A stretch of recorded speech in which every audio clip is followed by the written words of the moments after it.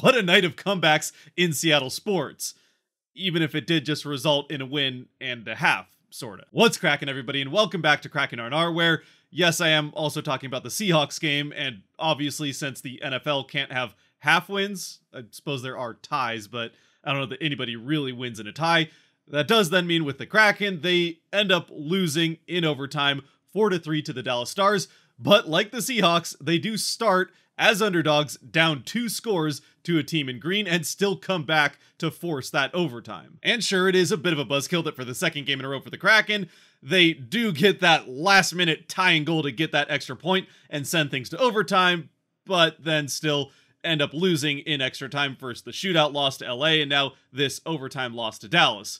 But even so, right after this game ended for the Kraken, I went right to watching the final few minutes of the fourth quarter in the Seahawks game, where they have that last second drive and the touchdown to win it. So yeah, that turned my mood right back around to being full out positive and yeah, excited about how this night went. Besides, with overtime loss for the Kraken, we do now have a new franchise record on our hands. Even if it's not the most exciting franchise record, but with the overtime loss, the Kraken now have 9 loser points on the season, or 9 overtime or shootout loss points, which is the most they've had in any season in their 3-year history.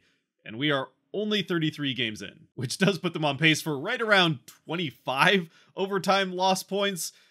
And I guess if they win a lot of the other games, that's a good thing, but they do need to start actually getting 2 points in the standings in a lot of these games, even if one is better than nothing. Especially with games like this one, where in a lot of ways, the Kraken really did play well enough to win this game and get 2 points in the standings out of it, but they made enough mistakes, well, quite a few mistakes in the first period especially, a couple that cost them, that ends up being the reason that they had to have the comeback to get to overtime and get just the 1 point out of it.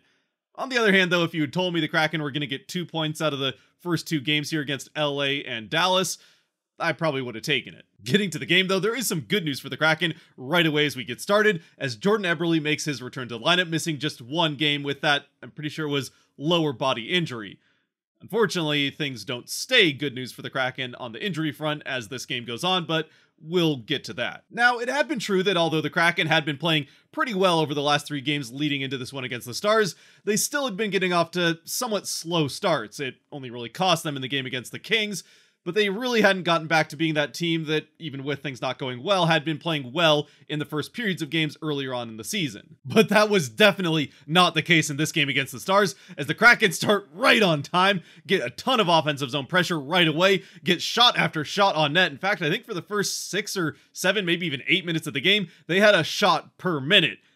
Unfortunately, while things were going well offensively, they were pretty much the early inaugural season team defensively back the other way.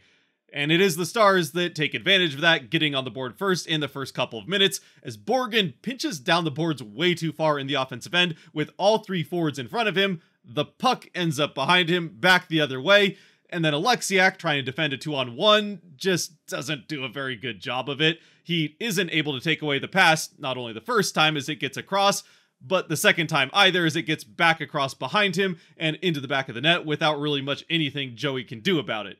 And although it's not great that Alexiak is put in the position to try to defend a 2-on-1, when you're that defender, it's your job to take away the pass and just force the goaltender to make that open shot on the one guy.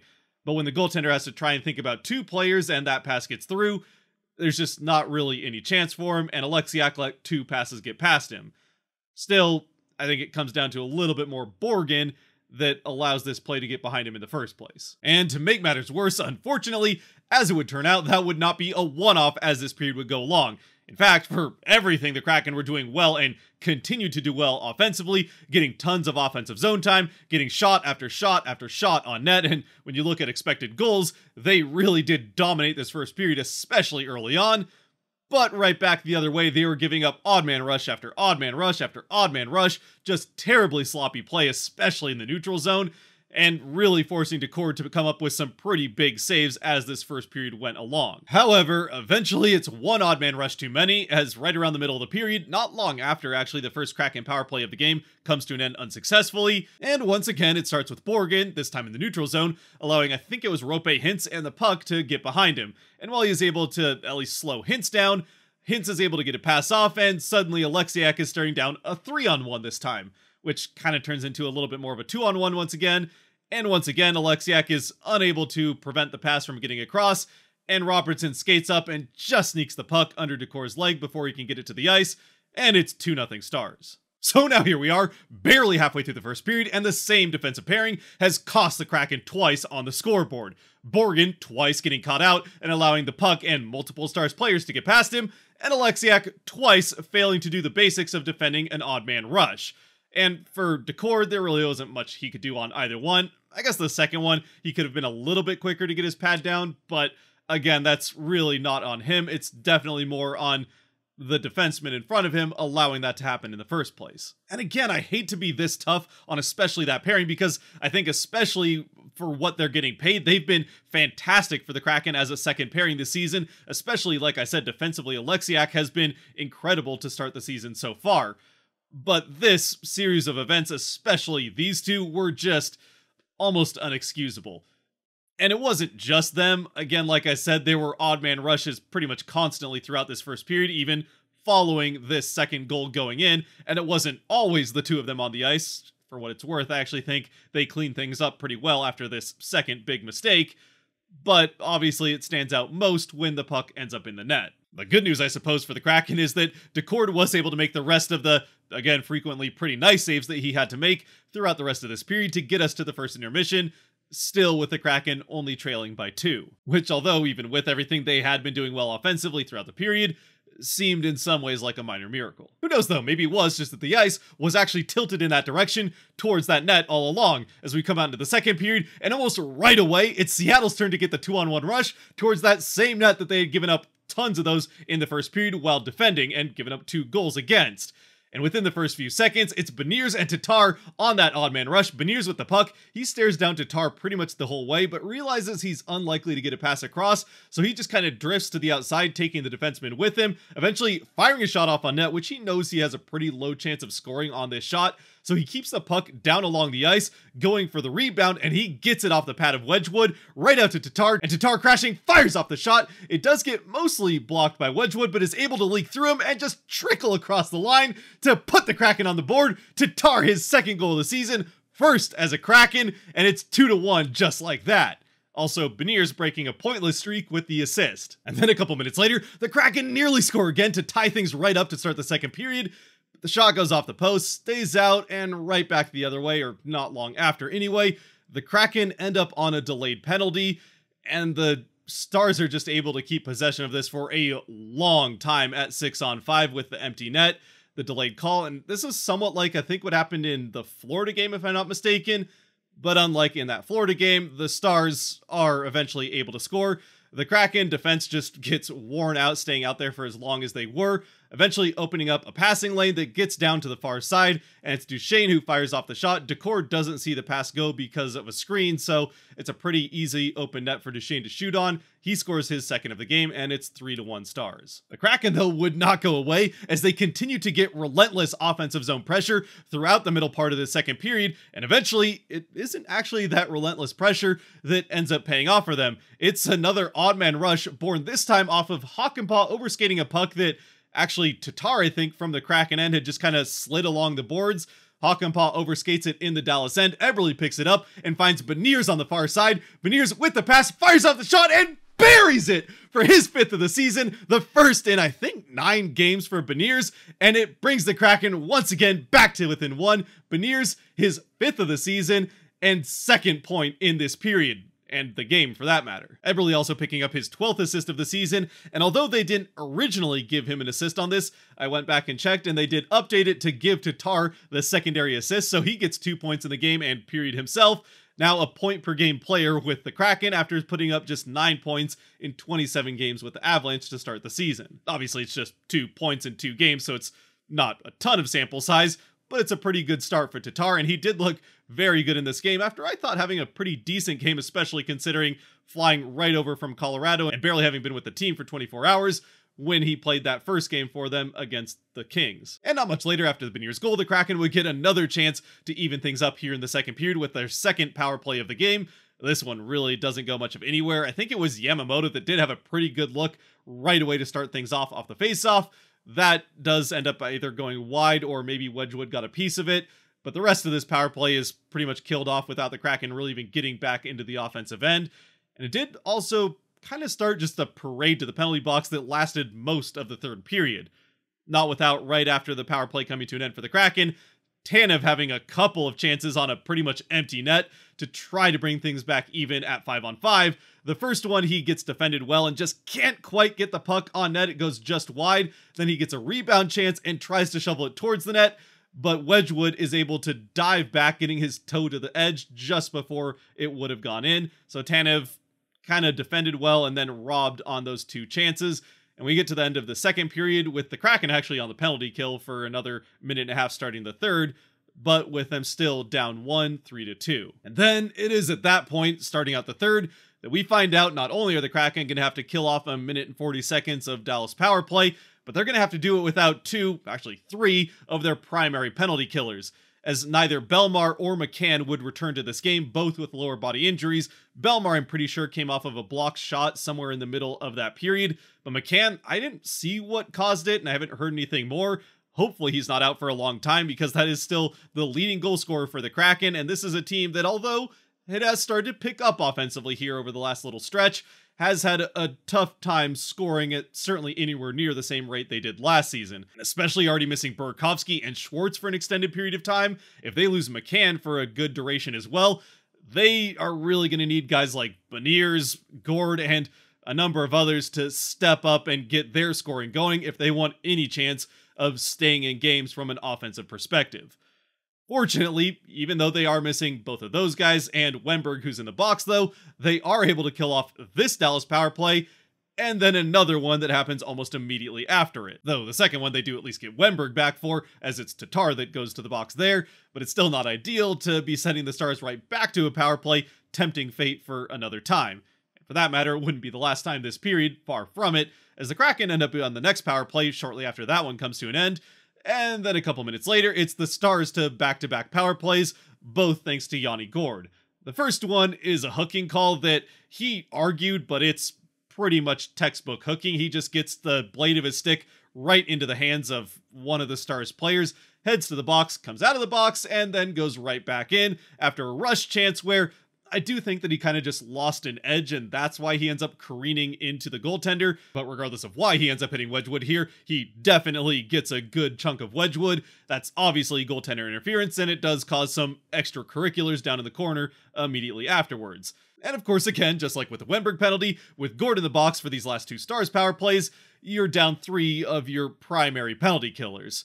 Somehow the Kraken still are able to kill off all of it, though. It helps that the second Gord penalty is evened up when Wennberg gets tripped midway through, so half of it's killed off by going to 4-on-4. Then the Kraken get the back half of that power play. They don't get anything out of it, and we get to the final few minutes of this third period that we do get to play at 5-on-5. Although the Kraken do catch a bit of a break later on in the third, as Dumoulin sends a puck over the glass from the defensive end, and they ruled that it had gotten tipped, but the replay certainly didn't show it getting tipped. I think he did send it clean over the glass, and I think even he thought that he was going to get penalized, as he was skating clearly towards the penalty box looking dejected, and then realized that the ref wasn't following him, so he kind of just loops back towards the rest of the people like nothing ever happened. Even still, though, really not much of anything comes out of the 5-on-5 for the next few minutes, and we do get to the final actual minute of the game, as it took quite a while for the Kraken to get Decord pulled. Eventually they do with about a minute left. They get to 6-on-5, get into the offensive zone with about 30 seconds left. Eventually Bjorkstrand fires off a shot on net. It hits the crossbar, stays out, but goes off the back of Wedgwood. He then flails backwards, throwing himself out of the crease. It goes off the back of Wennberg and then bounces right out to the top of the crease, where it's hack and whack time. And the only guy that actually gets a clear whack on the puck is Eeli Tolvanen, and he puts it into the net to tie things with 20 seconds left. The Kraken even it at 3 with Tolvanen's 8th of the season. Sorry, 9th of the season. And of course, yes, with the assists, obviously Bjorkstrand, his 16th with the shot, and Wennberg picks up an assist, his 2nd point in 2 years, with the puck going off of his back. Of course, last season he actually scored with the puck going off of his back, but still he gets a pretty important primary assist with his nameplate on the back in this one. Now, it did take us a while to know for sure that the Kraken had tied things up, as they went to an official review, and it took quite a while. The broadcast had no real idea of what they were looking at first. They thought that they were potentially looking for goaltender interference, as Wenberg did make contact with Wedgwood, but he had been kind of like, not really RKO'd, but he'd had a wrestling move put on him and thrown backwards into Wedgwood, so it really wouldn't have been goaltender interference. So then it seemed like they might have been looking at offside, as it was kept in by Dunn right on the blue line before that whole sequence of events happened. And there was a possibility, as there was a, decent little fight along the boards right on the blue line, that maybe the puck had snuck across and the Kraken had been offside. As it turns out, though, they at least didn't see anything to overturn the goal, so it stands. We head to overtime, and in overtime, Beniers does almost score on a couple of occasions. Even, I think, Tatar might have had a shot. Eventually, though, back the other way, it's Dallas who finishes it. Once again, it's Matt Duchene with the puck on his stick, this time not scoring, so he doesn't get the hat trick, but he does get the primary assist with the pass from one side of Decord to the other. On the back door, it's Harley, who's pretty much uncontested. Evans is there and knows that Harley's there, but he's a little bit too far away and not really contesting Harley enough, trying to push him out of the way, or at least make it hard for him to bank the puck into the net. So he's able to successfully bank the puck in, giving Dallas the 4-3 overtime win. And as far as that's concerned with Evans, obviously this play was not his best, and honestly this was probably his worst game as a Kraken, but I don't necessarily think he had a terrible game like I've seen some people saying online. I honestly thought he played decently outside of one other mistake he made on a blue line. He had a couple of flubs of the puck around the blue line trying to hold the offensive end, and then obviously this one does stand out since it's the winner in overtime, but otherwise, he played pretty well for the Kraken, so I think it is saying something that a game that had some big minuses, but also some, decent moments as well, was his worst game. He's just been that good so far through, I think, 7 games now with the team. And actually, for that matter, if he keeps this up, I might do a dedicated Evans video about the first 10 or 15 games of his time with the Kraken, as he's not just been good in his own right as a rookie stepping right into the NHL, but he's actually statistically been one of the better players in the NHL as a whole over this stretch. Not necessarily scoring wise, but his underlying stats have been fantastic in these first 6 or 7 games. On the whole, though, with this game for the Kraken, obviously the big stories are the first period that gets away from them with the incredibly sloppy defensive play, not only in the neutral zone, but also their end of the ice. In particular, the constant odd man rushes, and the 2 big mistakes by that defensive pairing of Alexiak and Borgen. Borgen letting pucks past him, Alexiak not defending rushes well, and while they weren't the only ones playing poorly defensively for the Kraken in that first period, they are the 2 that really were the primary suspects when it came to costing the Kraken that 2-0 Dallas lead. Then there's the second period where they are able to pull it back within 1, even with Dallas scoring one more time, and that's largely because of that first line finally starting to break out, after especially Beniers having a bit of a dry patch there.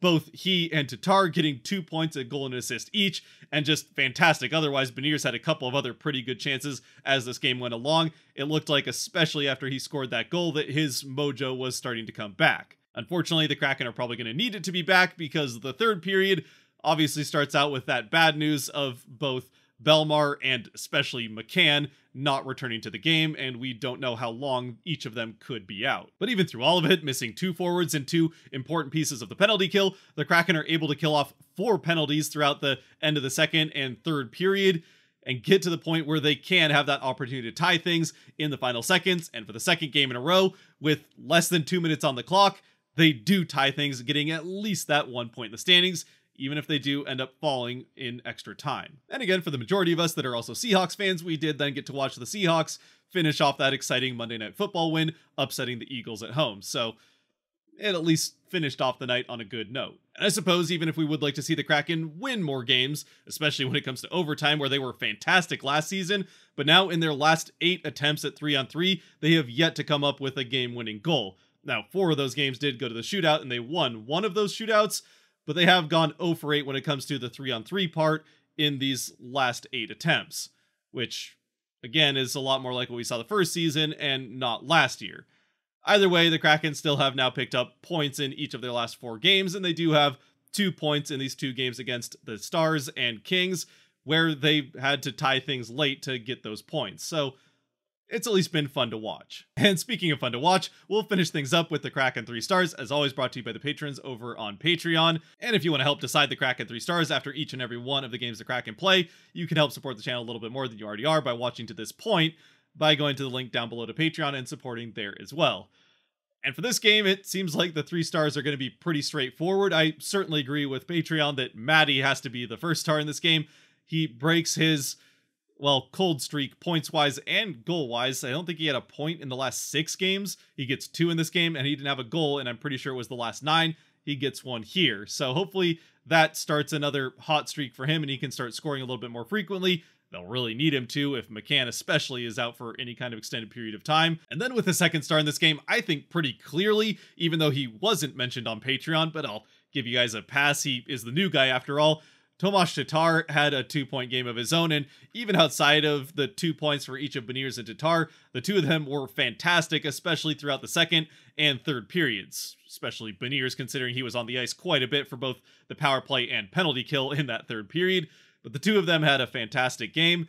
And then the 3rd star is the other guy that was mentioned pretty consistently on Patreon, the 3rd goal scorer in Eli Tolvanen, tying the game late and also had a pretty good game of his own.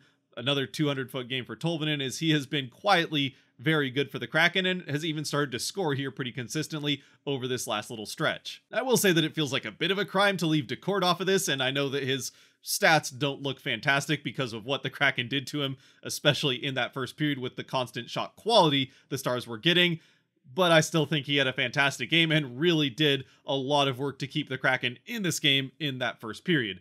Not to mention a couple of the power plays that the Stars had in the 3rd. But as always, I'd love to know what you all think down in the comments section below, who your 3 stars of this game would be, and how we're feeling about the Kraken over these last 4 games. Obviously, they have been playing a lot better than they were during that 8-game losing streak, and even if they have lost these last 2 games, they do at least get a point now in each of their last 4.